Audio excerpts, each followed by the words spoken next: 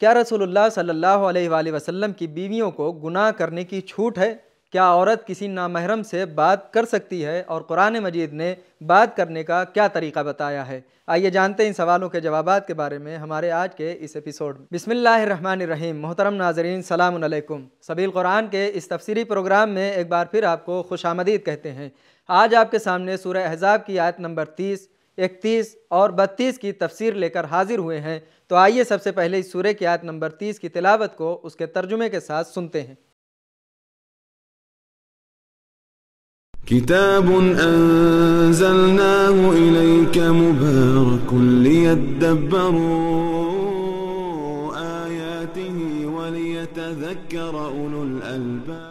بسم اللہ الرحمن الرحیم۔ یا نساء النبی من یأت منکن بفاحشة مبینة یضاعف لها العذاب ضعفین وکان ذلك علی اللہ یسیرا۔ اے پیغمبر کی بیویوں، اگر تم میں سے جو کوئی کسی صریحی ناشائستہ حرکت کی مرتکب ہوئی تو یاد رہے کہ اس کا عذاب بھی 2 گنا بڑھا دیا جائے گا، اور خدا کے واسطے نہایت آسان ہے۔ تلاوت اور ترجمے کو سن لینے کے بعد اب آئیے اس آیت کے نکات کو بھی سن لیتے ہیں۔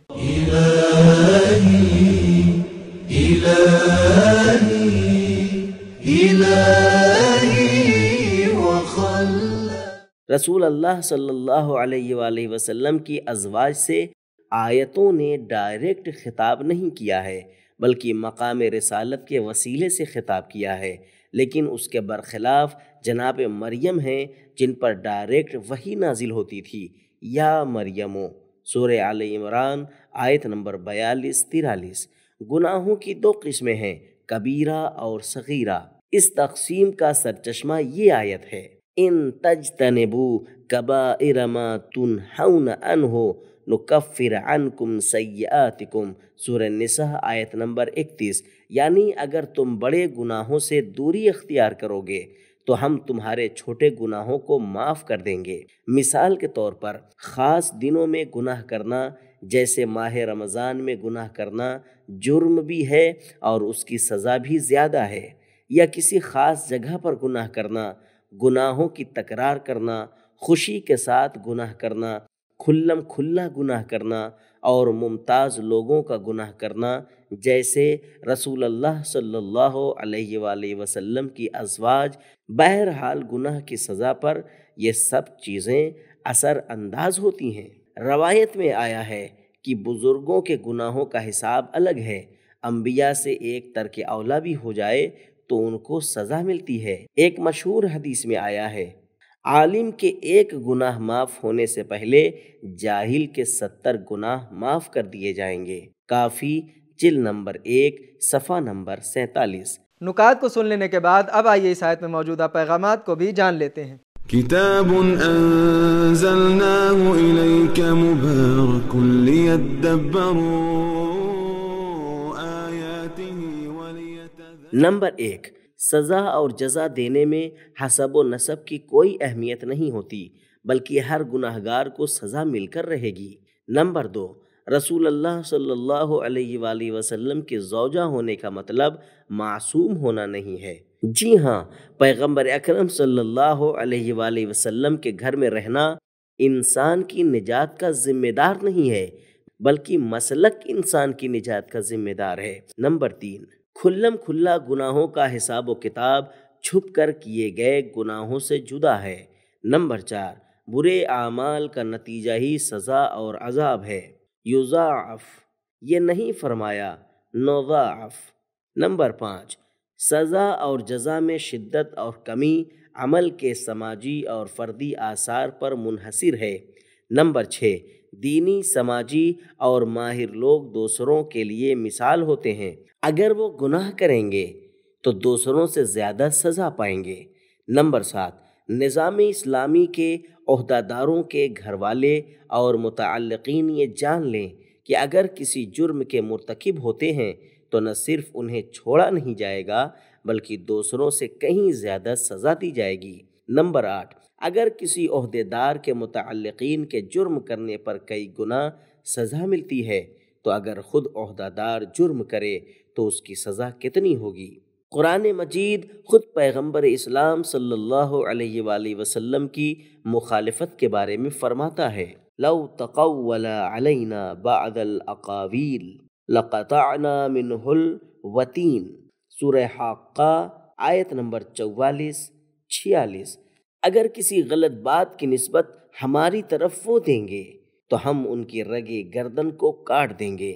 نمبر 9، مجرموں کو سزا دینا اللہ کے لیے آسان کام ہے۔ اب آئیے آیت نمبر 31 کی تلاوت کو اس کے ترجمے کے ساتھ غور سے سنتے ہیں۔ وَمَن يَقْنُتْ مِنكُنَّ لِلَّهِ وَرَسُولِهِ وَتَعْمَلْ صَالِحًا نُؤْتِهَا أَجْرَهَا مَرَّتَيْنِ وَأَعْتَدْنَا لَهَا رِزْقًا كَرِيمًا۔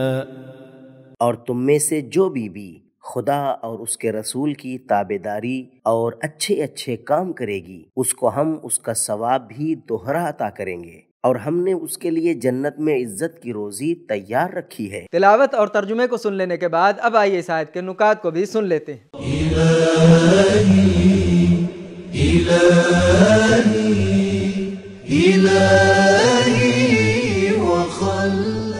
قنوت کا معنی ہے ادب اور خضوع و خشوع کے ساتھ اطاعت کرنا۔ ایک شخص نے امام سجاد علیہ السلام سے عرض کی، انکم اہل البیت مغفور لکم، آپ لوگ اہل بیت نبی ہیں اور بخشے ہوئے ہیں۔ امام ناراض ہو گئے اور فرمایا، ہمارے لیے وہی آیت ہے جو پیغمبر اکرم صلی اللہ علیہ وآلہ وسلم کی ازواج کے لیے ہے، اگر ہم گناہ کریں گے تو ہمیں 2 گنا سزا ملے گی، اور اگر نیک کام انجام دیں گے تو ہمارا ثواب بھی 2 برابر ہوگا۔ اس کے بعد امام نے اس آیت اور اس سے پہلی والی آیت کی تلاوت فرمائی۔ تفسیر کنز الدقائق، رسول اکرم صلی اللہ علیہ وآلہ وسلم نے فرمایا، خندق کے دن حضرت علی علیہ السلام کی ضربت عمرو بن عبدود کو مارنا تمام انسانوں اور جناتوں کی عبادت سے بہتر ہے۔ ضربت علی یوم الخندق افضل من عبادت الثقلین، الغدیر جلد نمبر 7 صفحہ نمبر 206۔ اب آئیے اس آیت کے پیغامات کو بھی جان لیتے ہیں۔ كتاب أنزلناه إليك مبارك ليدبروا آياته وليتذكروا۔ نمبر 1، ڈرانا اور شوق دلانا دونوں ایک ساتھ ہوں تو فائدہ مند ہیں۔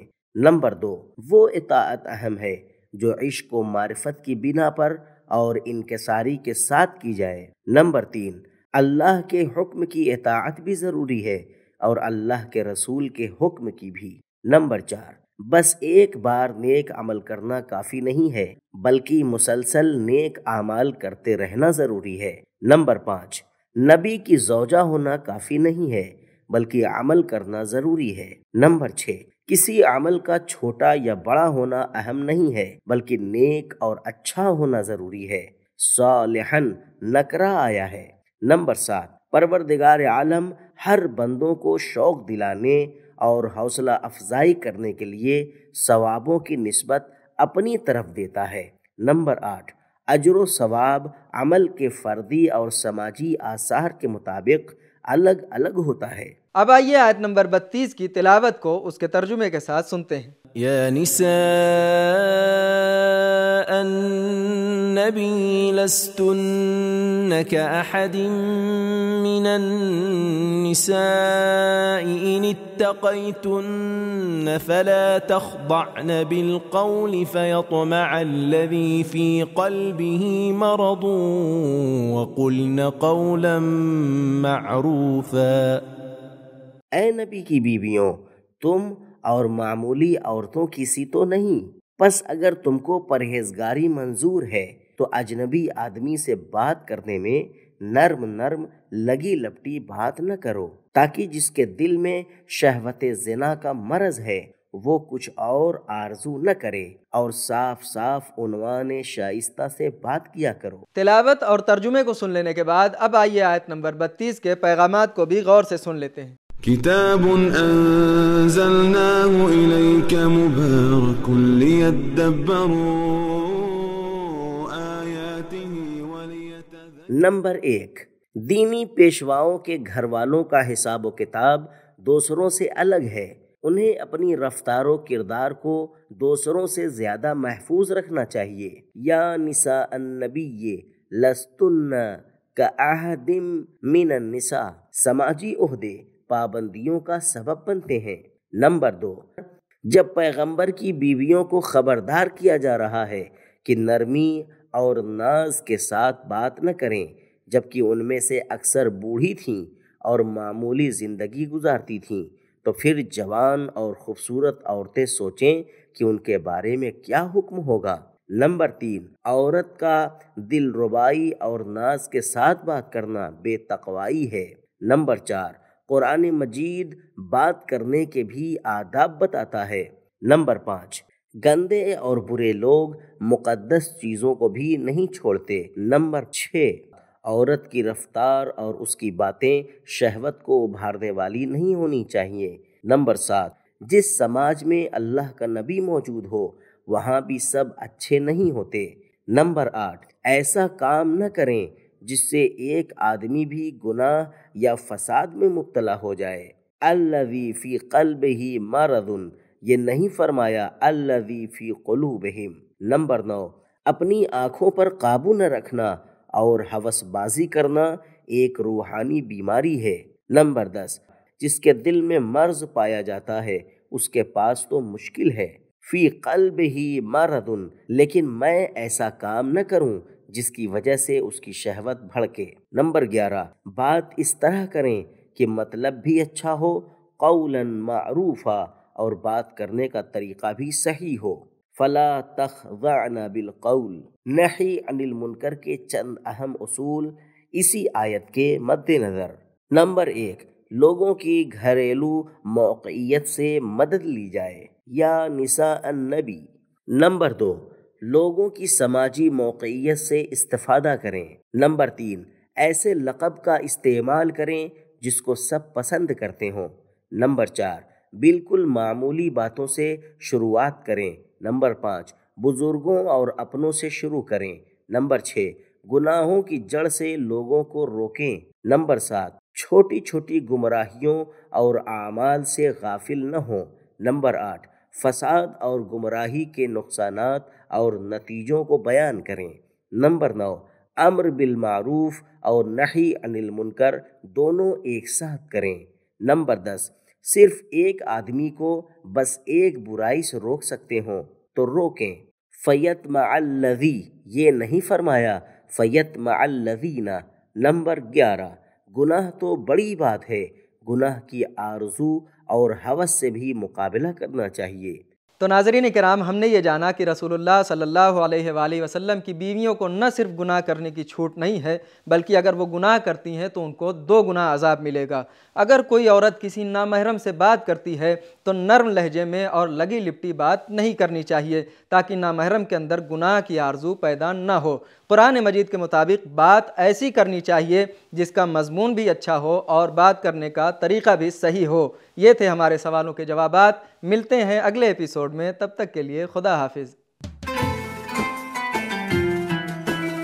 سبیل قرآن، قرآنی سماج کی پہچان۔